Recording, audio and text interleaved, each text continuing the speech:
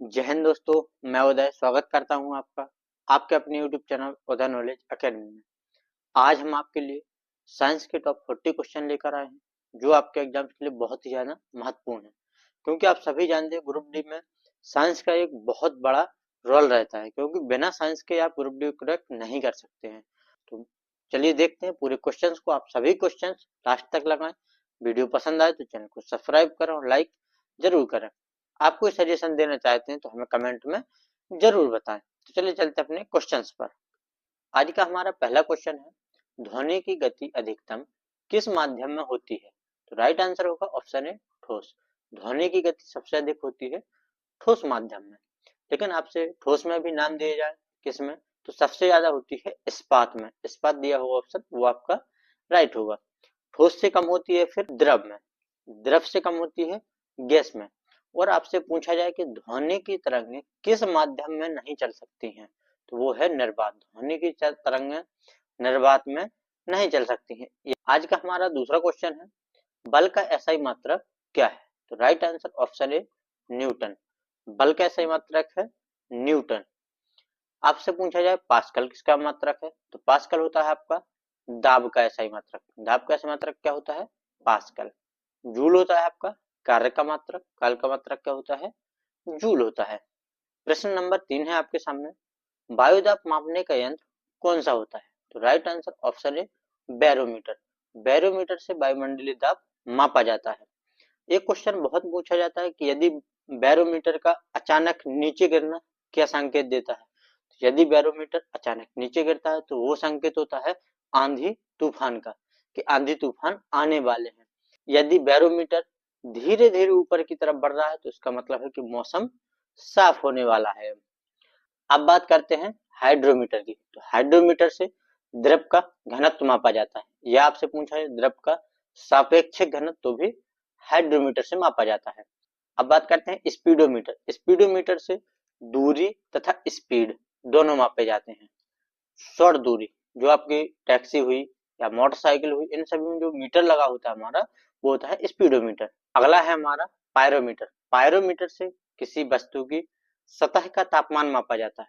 कोई वस्तु ये है, मान लो मुझे इसका देखना है इसका टेम्परेचर कितना है यहाँ का, तो ये मैं पता लगाऊंगा पायरोमीटर से। तो किसी वस्तु की सतह का टेम्परेचर पता लगाया जाता है पायरोमीटर से। चलिए चलते अपने अगले क्वेश्चन पर। वस्तु का द्रव्यमान चंद्रमा पर कितना होगा यदि पृथ्वी पर 60 किलोग्राम है? तो राइट आंसर होगा ऑप्शन बी, 60 किलोग्राम। जो द्रव्यमान पृथ्वी पर है वही द्रव्यमान चंद्रमा पर होगा। और अब कहीं भी चले जाएं, द्रव्यमान हमेशा फिक्स होता है, द्रव्यमान कभी नहीं बदलता है। जबकि भार हमेशा बदलता रहता है। भूमध्य रेखा पर अलग होगा, ध्रुवों पर अलग होगा, चंद्रमा पर अलग होगा। ऐसा इसलिए होता है क्योंकि हमारा भार डिपेंड करता है पृथ्वी के गुरुत्वाकर्षण पर। तो जो पृथ्वी का गुरुत्वाकर्षण है उससे चंद्रमा का गुरुत्वाकर्षण कम है। कितना कम है? 1/6 कम है। इसलिए हमारा जो भी भार होता है पृथ्वी पर उसका 1/6 हो जाता है चंद्रमा पर जाने पर। तो भार तो कम होता है लेकिन हमारा द्रव्यमान कम नहीं होता है। अगला क्वेश्चन हमारा प्रश्न नंबर 5, प्रकाश वर्ष किसकी इकाई है? तो राइट आंसर ऑप्शन बी, दूरी। प्रकाश वर्ष दूरी का मात्रक है। प्रकाश वर्ष बोला जाता है कि एक वर्ष में प्रकाश के द्वारा तय की गई दूरी को प्रकाश वर्ष कहा जाता है। ठीक है। अगला क्वेश्चन है प्रश्न नंबर 6, जल का रासायनिक सूत्र क्या है? राइट आंसर ऑप्शन ए, H2O। जल का रासायनिक सूत्र होता है H2O। हाइड्रोजन के 2 अणु और ऑक्सीजन के यदि एक अणु मिलता है तो वो दोनों क्रिया करके जल बनाते हैं। तो इसलिए जल का फॉर्मूला क्या होता है? H2O। Hydrogen 2, oxygen 1, CO2। CO2 होता है कार्बन डाइऑक्साइड। यह एक ग्रीन हाउस गैस है। NaCl होता है आपका नमक, सोडियम क्लोराइड जो हम नमक घरों में यूज करते हैं। ये वो होता है O2, ऑक्सीजन। O2 क्या है? ऑक्सीजन है। अगला क्वेश्चन आपके सामने है, अम्लीय वर्षा का मुख्य कारण कौन सी गैस है? तो right answer option B, sulphur dioxide. अम्लीय वर्षा का मुख्य कारण है सल्फर डाइऑक्साइड। कार्बन डाइऑक्साइड का फॉर्मूला मैं आपको बता चुका हूं, टू। सल्फर डाइऑक्साइड का फॉर्मूला SO2, जबकि ऑक्सीजन का फॉर्मूला O2 और हाइड्रोजन का H होता है। हाइड्रोजन प्रतीक क्या होता है? H होता है। अगला क्वेश्चन है, हीलियम गैस का उपयोग किस में किया जाता है? राइट आंसर ऑप्शन बी, गुब्बारे भरने में। हीलियम गैस का उपयोग गुब्बारे भरने में किया जाता है। जब हम हीलियम गैस को गुब्बारे में भरते हैं तो गुब्बारा उड़ जाता है। आपने देखा होगा कि कुछ जो रोड साइड में गुब्बारे बेचने वाले खड़े होते हैं, वो एक टैंक में ऐसे लिए रहते हैं, उसमें लगा के उसमें से गैस भरते हैं और फिर वो गुब्बारा यदि छोड़ो आप तो उड़ जाता है। उर्वरक उत्पादन में नाइट्रोजन गैस का उपयोग होता है, ना कि हीलियम का। ठीक है। अगला क्वेश्चन है प्रश्न नंबर 9। स्टेनलेस स्टील में मुख्य धातु कौन सी होती है? तो राइट आंसर ऑप्शन बी, लोहा और क्रोमियम। लोहा प्लस क्रोमियम मिलकर स्टेनलेस स्टील बनता है। स्टेनलेस स्टील की खासियत ये होती है कि उस पर जंग नहीं लगता है। आपने देखा होगा कि हमारी जो ग्रिल लगी होती है घर की, वो हमेशा स्टेनलेस स्टील की होती है, क्योंकि उस पर जंग नहीं लगता है। आपने देखा होगा बरसात भी झेल रहा, वो गर्मी भी झेल रहा और सभी मौसम, लेकिन उसमें जंग नहीं लगती क्योंकि वो स्टेनलेस स्टील का है। क्रोमियम को डिनोट करते हैं Cr से। क्रोमियम हो गया आपका, और लोहा होता है आपका Fe। Fe लोहा होता है और Cr क्रोमियम होता है। ये प्रतीक है, कभी कभार पूछ लिए जाते हैं। अगला क्वेश्चन है, वायुमंडल में ऑक्सीजन का प्रतिशत कितना है? तो राइट आंसर ऑप्शन है 21%। वायुमंडल में ऑक्सीजन 21% है, नाइट्रोजन 78% है और 1% अन्य गैसें हैं। अगला क्वेश्चन है, मानव शरीर में सबसे बड़ी ग्रंथि कौन सी है? राइट आंसर ऑप्शन बी, यकृत। मानव शरीर की सबसे बड़ी ग्रंथि यकृत है। ठीक। अब आपसे पूछा जाए कि मानव शरीर का सबसे बड़ा अंग कौन सा है?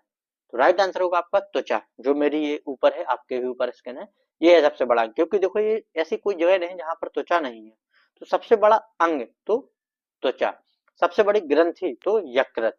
अगला क्वेश्चन है, पाचन तंत्र में पाचन रस कौन उत्पन्न करता है? तो राइट आंसर ऑप्शन बी, अग्न्याशय। जो पाचक रस है हमारा, वो अग्न्याशय से स्रावित होता है। ठीक है। अब बात करते हैं यकृत की। तो यकृत को ही जिगर, लीवर कहा जाता है। मानव शरीर की सबसे बड़ी ग्रंथि है यकृत। लाल ग्रंथि हमारे मुंह में पाई जाती है, सभी जानते हैं। अगला क्वेश्चन है, लाल रक्त कणिकाओं का जीवन काल कितना होता है? राइट आंसर ऑप्शन बी, 120 दिन। लाल रक्त कणिकाओं का जीवन काल होता है 80 से 120 दिन। ठीक है। अगला क्वेश्चन है, इंसुलिन किस अंग द्वारा स्रावित होता है? राइट आंसर ऑप्शन बी, अग्न्याशय। इंसुलिन का स्रावन अग्न्याशय से होता है। मैं बता चुका हूँ, अग्न्याशय की जो लैंगरहैंस की दीपिका होती है उससे इंसुलिन निकलता है। गुर्दा किसे बोला जाता है? गुर्दा बोला जाता है किडनी को। अगला क्वेश्चन है, हड्डियों और दांतों में कौन सा तत्व पाया जाता है? तो right answer option B, calcium. हड्डी और दांतों के लिए कैल्शियम बहुत ही ज्यादा इंपोर्टेंट है। यदि मानव शरीर की सबसे मजबूत हड्डी के बारे में बात की जाए तो ये जो हमारा जबड़ा है, जबड़े की हड्डी सबसे मजबूत होती है। शरीर में जितनी भी हड्डी, सबसे ज्यादा मजबूत जबड़े की हड्डी होती है। अगला क्वेश्चन है हमारा, स्वरमंडल का सबसे बड़ा ग्रह कौन सा है? तो right answer option C, Brihaspati ग्रह। बृहस्पति ग्रह स्वरमंडल का सबसे बड़ा ग्रह है। आपसे पूछे जाएं सूर्य से दूरी के अनुसार ग्रह, तो सबसे पहले बुध, फिर शुक्र, फिर पृथ्वी, फिर मंगल, फिर बृहस्पति, फिर शनि, फिर अरुण, फिर वरुण। ये होगा हमारे सूर्य से दूरी के अनुसार ग्रह। अगला क्वेश्चन है, पहला मानव जिसने चंद्रमा पर कदम रखा था? Right answer option A, Neil Armstrong. Neil Armstrong ही पहले व्यक्ति थे जो चंद्रमा की सतह पर अपना पहला पैर रखा था। ये क्वेश्चन एक बार ये भी पूछ लिया गया कि उन्होंने अपना कौन सा पैर सबसे पहले रखा था? उन्होंने सबसे पहले अपना दाहिना पैर चंद्रमा की सतह पर रखा था। ठीक है। कल्पना चावला पहली भारतीय मूल की महिला थी जो अंतरिक्ष में गई थी। राकेश शर्मा प्रथम भारतीय व्यक्ति जो अंतरिक्ष में गए, वो थे राकेश शर्मा। ठीक। आपसे पूछा जाए पहली भारतीय मूल की अंतरिक्ष यात्री, कल्पना चावला। प्रथम भारतीय व्यक्ति जो अंतरिक्ष में गए, तो राकेश शर्मा। अगला क्वेश्चन है, पृथ्वी के चारों ओर घूमने वाला पहला कृत्रिम उपग्रह कौन सा है? Right answer option C, Sputnik first. मानव द्वारा बनाया हुआ पहला उपग्रह है स्पुतनिक फर्स्ट। अपोलो 11। तो नील आर्मस्ट्रॉन्ग अपोलो 11 से ही चांद पर गए थे। अगला क्वेश्चन है, चंद्रमा पर वायुमंडल क्यों नहीं होता है? राइट आंसर होगा ऑप्शन ए, कम गुरुत्वाकर्षण के कारण। मैं अभी बता चुका हूं आपको कि चंद्रमा पर गुरुत्वाकर्षण बहुत कम है, इसलिए वहां पर वायुमंडल नहीं है। अगला क्वेश्चन है, अंतरिक्ष में जाने वाले पहले भारतीय कौन थे? तो right answer option B, Rakesh Sharma. पहले भारतीय कौन थे? राकेश शर्मा। मैं आपको भी बता चुका हूं। कल्पना चावला प्रथम भारतीय मूल की महिला थी जो अंतरिक्ष में गई थी। नील आर्मस्ट्रांग, मैं आपको बता चुका हूँ, चंद्रमा पर जाने वाले पहले व्यक्ति नील आर्मस्ट्रांग थे। अगला क्वेश्चन है, ध्वनि की तीव्रता को मापने की इकाई क्या है? तो right answer option B, decibel. ध्वनि की तीव्रता को हम डेसिबल में मापते हैं। आवृत्ति का मात्रक पूछा जाए तो हर्ट्ज होता है। कार्य का मात्रक जूल होता है। अगला क्वेश्चन है, किस रंग का तरंगदैर्घ्य सबसे अधिक होता है? राइट आंसर ऑप्शन है लाल रंग। लाल रंग का तरंगदैर्घ्य सबसे अधिक होता है। आपने देखा होगा कोई टावर लगा हो, उसके ऊपर बत्ती लाल रंग की जलती मिलेगी आपको। जो रेलवे खतरे का निशान है उसको लाल रंग का बनाया गया, क्यों? क्योंकि ये बहुत दूर से हम देख सकते हैं, क्योंकि इसका प्रकीर्णन सबसे कम होता है, यह फैलता सबसे कम है, इसलिए हमें दूर से दिख जाता है। ठीक है, अधिक प्रकीर्णन होता है बैगनी रंग का। ठीक, अगला क्वेश्चन है, न्यूटन का तीसरा नियम क्या कहलाता है? तो राइट आंसर ऑप्शन बी, प्रतिक्रिया के बराबर व विपरीत दिशा में प्रतिक्रिया होती है। बिल्कुल, ये न्यूटन का तीसरा नियम है। यदि मैं इस हाथ से इस टेबल पर या इस पेन को जितनी फोर्स से दबाऊंगा उतना ही फोर्स मेरे हाथ पर वापसी लगेगा। तो इसी को बोलते हैं क्रिया प्रतिक्रिया का नियम। अगला क्वेश्चन है आपका, लेंस की क्षमता की इकाई क्या है? तो राइट आंसर ऑप्शन है डायोप्टर। लेंस की क्षमता का मात्रक होता है डायोप्टर। आवृत्ति का मात्रक होता है हर्ट्ज, मैं आपको बता चुका हूँ। कार्य का मात्रक होता है जूल। अगला क्वेश्चन है, किसी वस्तु की चाल एक समान होने पर वह किस प्रकार की गति करती है? तो राइट आंसर ऑप्शन बी, समान गति। किसी भी वस्तु की चाल एक समान है, उसकी गति भी एक समान होगी। और चाल एक समान होने का मतलब है कि उस पर त्वरण शून्य है। दूसरी बात, उस पर बराबर बल लगाया जा रहा है। जो बल एक बार लगाएगा वही बल कंटिन्यू लगाया जा रहा है, इसी कारण उसकी स्पीड कंटिन्यू बराबर है। अगला क्वेश्चन है, जल का पीएच मान कितना होता है? Right answer option B, 7। जल का पीएच मान 7 होता है, क्योंकि जल ना तो अम्लीय है ना क्षारीय। जल कैसा है? उदासीन है। यदि 7 से ज्यादा होता तो क्षारीय, 7 से कम होता तो अम्लीय। अगला क्वेश्चन है, सोडियम क्लोराइड का रासायनिक सूत्र क्या है? Right answer option B, NaCl। Sodium chloride का रासायनिक सूत्र है NaCl। KCl होता है potassium chloride. NaOH sodium hydroxide. अगला क्वेश्चन है, शुष्क बर्फ क्या होती है? तो राइट आंसर ऑप्शन बी, ठोस कार्बन डाइऑक्साइड। शुष्क बर्फ ठोस कार्बन डाइऑक्साइड होती है। अगला क्वेश्चन है, पेट्रोलियम से प्राप्त गैस कौन सी है? तो आपको पेट्रोलियम से प्राप्त होती है मीथेन, CH4।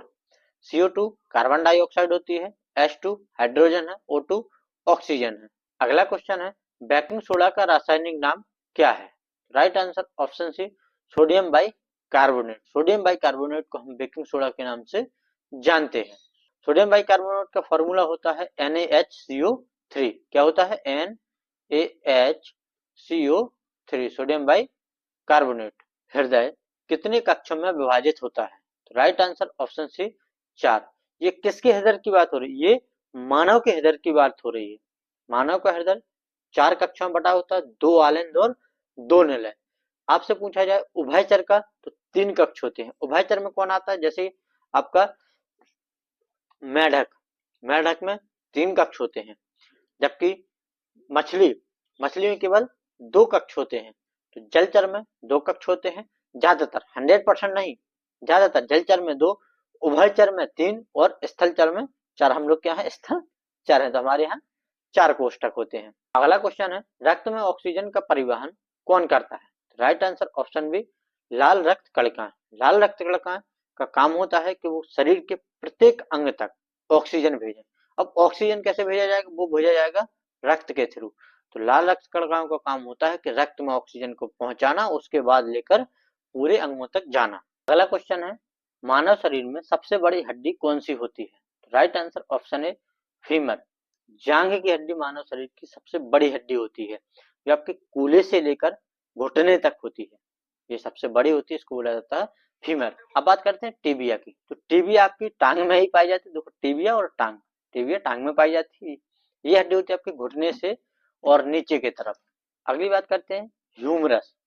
ह्यूमरस होती है हमारी इधर कंधे से, और ये वाली हड्डी कंधे से जो यहाँ तक की मेरी कोहनी तक की हड्डी, ये है मेरी ह्यूमरस हड्डी। ठीक है ना? और रीढ़ की हड्डी आप सभी जानते हैं। अगला क्वेश्चन है, मनुष्य का सामान्य शरीर तापमान कितना होता है? तो राइट आंसर होगा ऑप्शन बी 37 डिग्री सेल्सियस। आपसे पूछा जाए यदि फ़ारेनहाइट में पूछा जाए तो 98.6 फ़ारेनहाइट मानव शरीर का तापमान होता है। अपना जो डॉक्टर बोलता है ना कि आपको 100 डिग्री बुखार है, भाई साहब वो डिग्री में कभी बुखार नहीं होता, वो 100 फ़ारेनहाइट में बुखार होता है। जिस दिन डिग्री में पहुंच जाएगा उस दिन तो समझ लेना आप, क्योंकि 100 डिग्री पर तो पानी खोलने लगता है, तो इसलिए बोला जाता है फ़ारेनहाइट में बताता है डॉक्टर।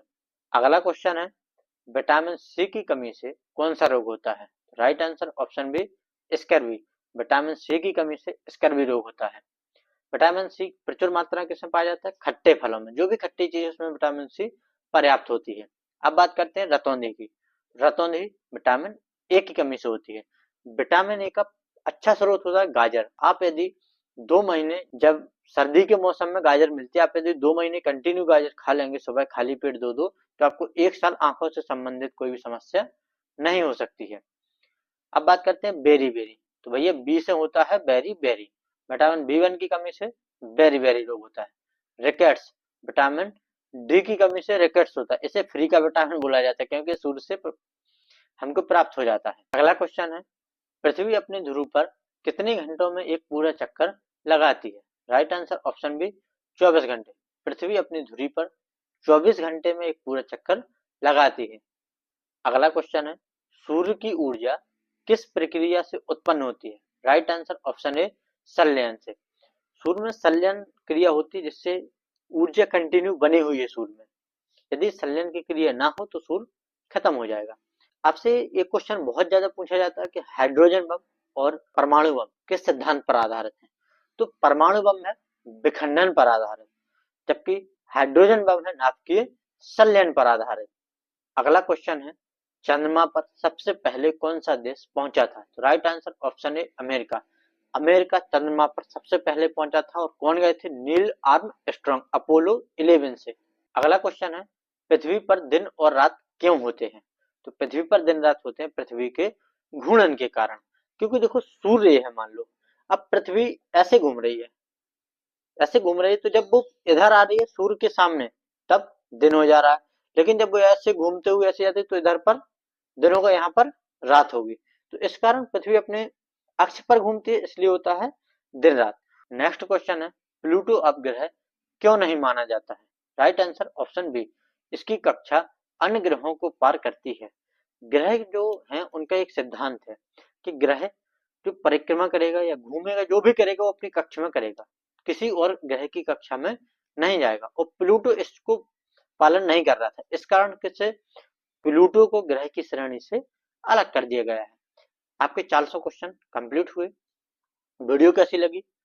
नए हैं तो चैनल को सब्सक्राइब करें और लाइक जरूर करें। चलिए चलते हैं, सभी को मेरी तरफ से जय हिंद।